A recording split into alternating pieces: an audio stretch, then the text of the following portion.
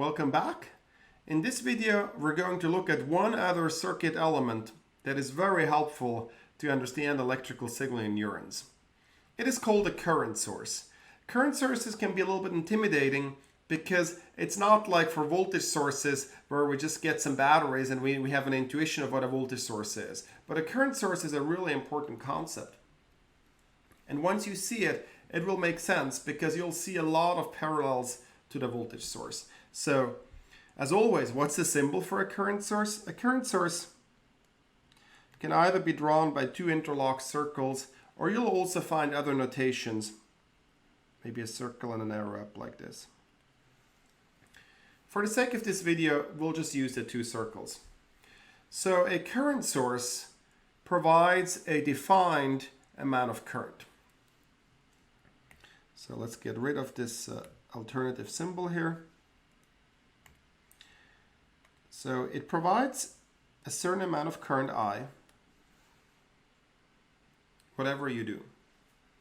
So let's look at some scenarios because, as always, we want to understand how current and voltage relate to each other. And like for the voltage source, we need to understand what the current source is connected to or not. And again, these are just theoretical examples. Don't try them at home with real circuit elements because they could be dangerous. And we're going to look at what the voltage looks like. So let's connect the resistor here. The voltage is going to be straightforward because it's again going to be Ohm's law, where the voltage and current are proportional to each other. Voltage equals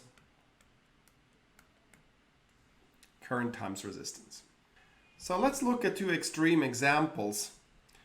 One of them is when R equals 0. What's the voltage then? Well, we can just plug it in this equation. I is whatever the current source is prescribed to provide, and the voltage is 0. So in contrast to the voltage source, where we should never just connect the two ends, here, essentially taking your current source and just short-circuiting it is totally fine because there's just a predefined amount of current that can flow, and there's 0 voltage drop. Now, kind of in a mirror symmetric way, the opposite of how it was for the voltage source, namely putting this to infinity, meaning leaving the current source unconnected, we cannot do, because then if we go back to this equation here, Ohm's law, because R is infinite, the voltage would be infinite.